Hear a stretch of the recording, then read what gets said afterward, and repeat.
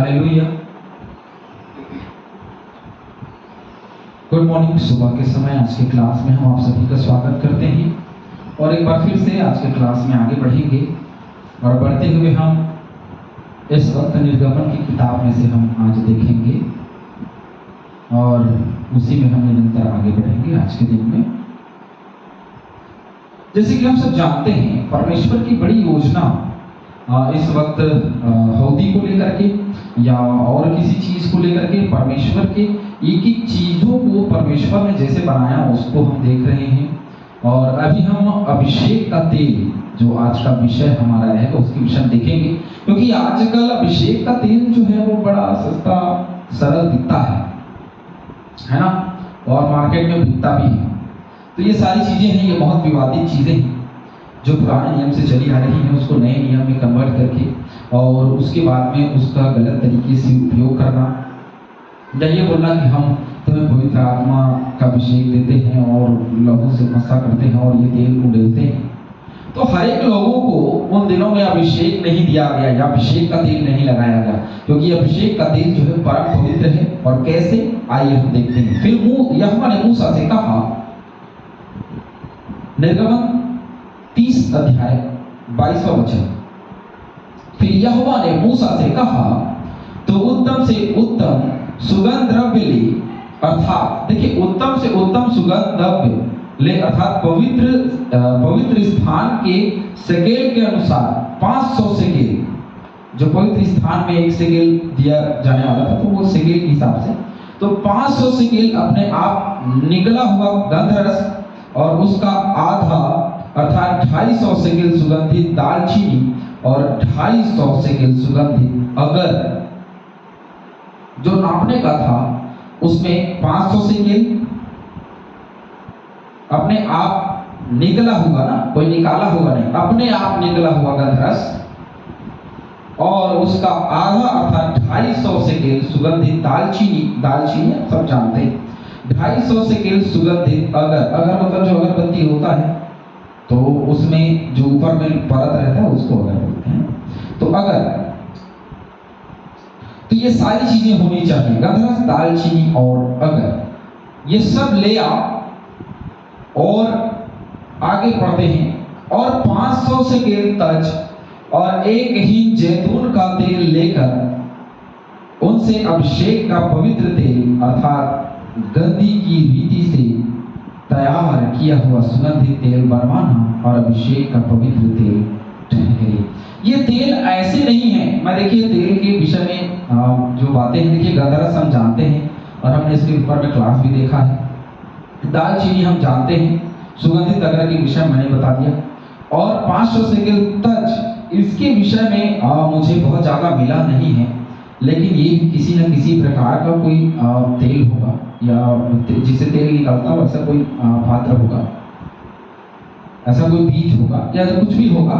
लेकिन वहां पे लिखा गया कि 500 सेकेल तज और एक हीन जैतून का तेल। अब जैतून का तेल भी हम जानते हैं, लेकर क्या करना है, उनसे अभिषेक का पवित्र तेल और गंधी की रीति से तैयार किया हुआ सुगंधित तेल बनवाना, यह अभिषेक का तेल पवित्र तेल ठहरे। तो जो इस संसार में रहते हुए हर एक बीजों से जो तेल निकाला गया वह पवित्र तेल ठहरे, इसलिए बोला गया क्योंकि अभिषेक करना ही एक बड़ी पवित्रता की बात है। किसी को अभिषेक करना ही एक बड़ी पवित्रता की बात होती है, और कोई ऐसे ही अभिषेक नहीं हो जाता। अभिषेक किसका हुआ? दाऊद का हुआ। अभिषेक किसका हुआ? शाऊल राजा का हुआ। अभिषेक उसका जो सचमुच में परमेश्वर के काबिल, सचमुच में परमेश्वर की नजदीकी में है। हालेलुया। भजन संहिता 45 का 8 देखते हैं, चलिए, यदि कुछ मिलता है तो। भजन संहिता 45 का 8।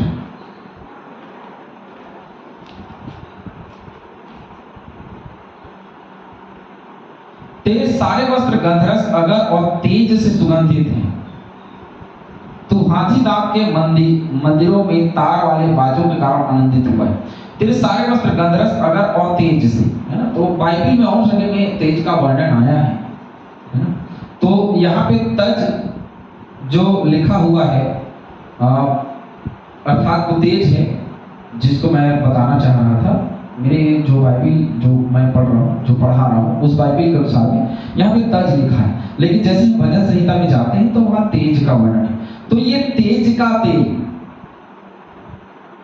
तो ये तेज पत्ती भी हो सकता है और कुछ भी हो सकता है, जिसके विषय में बहुत ज्यादा जानकारी मुझे नहीं मिली, लेकिन ये तेज और एक ही जैतून का तेल लेकर के, तो जैतून का तेल लेना और इसको अभिषेक का तेल बनाना। तो अभिषेक का तेल बनाने का यूं ही नहीं है। निर्गमन 37 का 29 देखते हैं।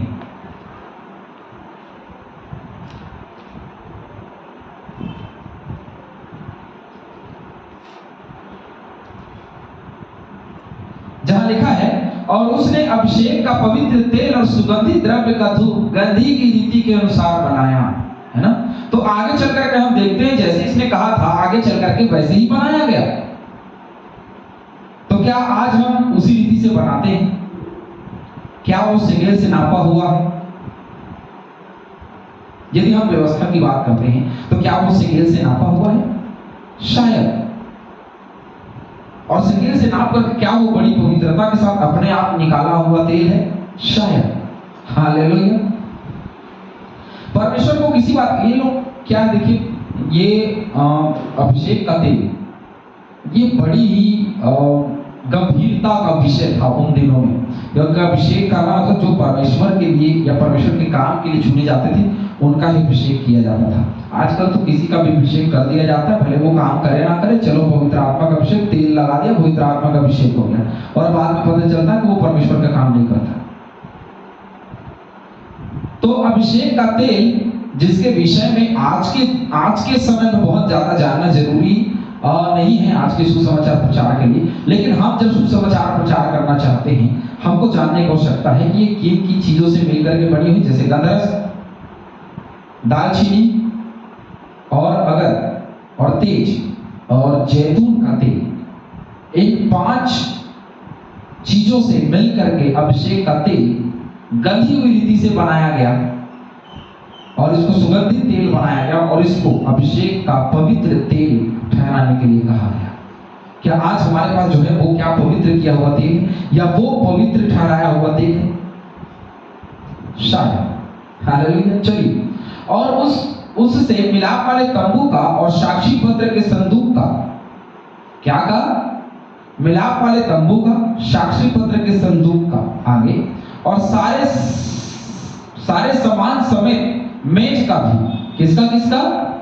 तंबू का, साक्षी पत्र के संदूक का, सारे सामान समेत मेज का, और सामान समेत दीवट का और धूप वेदी का, जो अभी तक हमने पढ़ा उसके विषय में, है ना।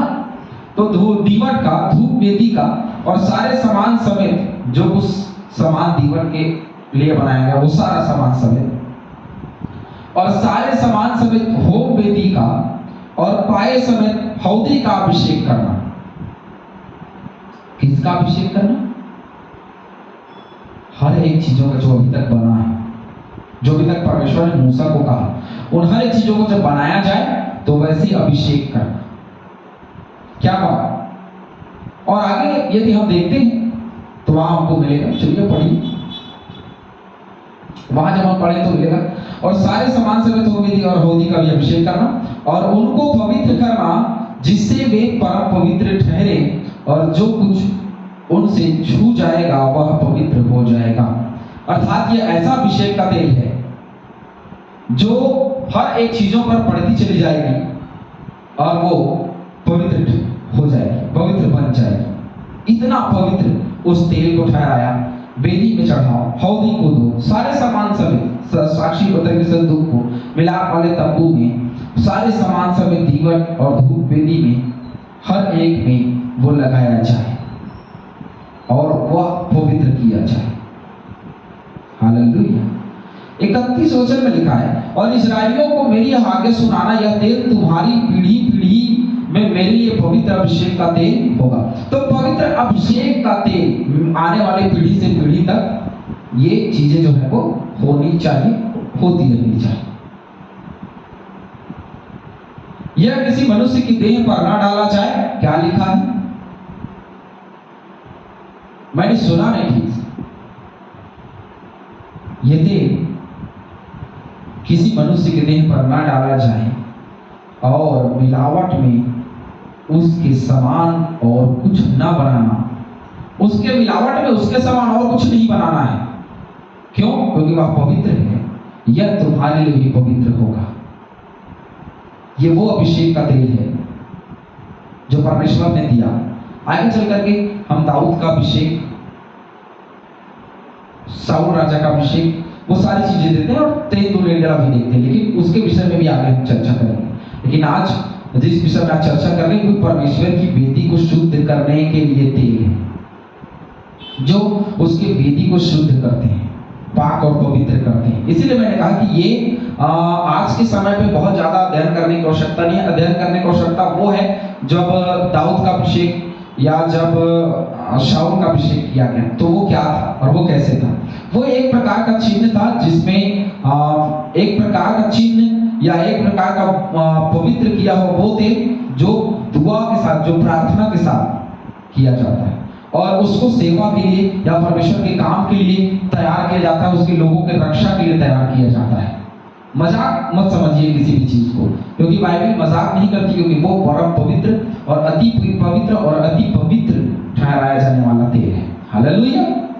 जो कोई इसके समान कुछ बनाए या जो कोई इसमें से कुछ पराए कुल वाले पर लगाए, वह अपने लोगों में से नष्ट किया जाएगा।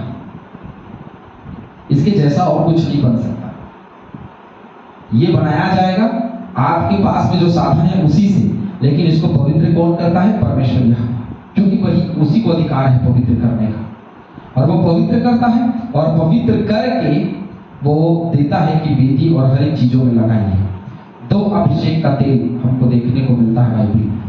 एक वो जो मंदिर के हर एक सामानों को और हर एक साक्षी पत्र, संदूक, दीवट, इन सभी चीजों को शुद्ध करने के लिए ये या अभिषेक करने के लिए तेल, और स्पष्ट कहा कि इस तेल को किसी मनुष्य के ऊपर में नहीं लगाना, क्योंकि ये परमेश्वर की वेदी के लिए बनाया गया है ना।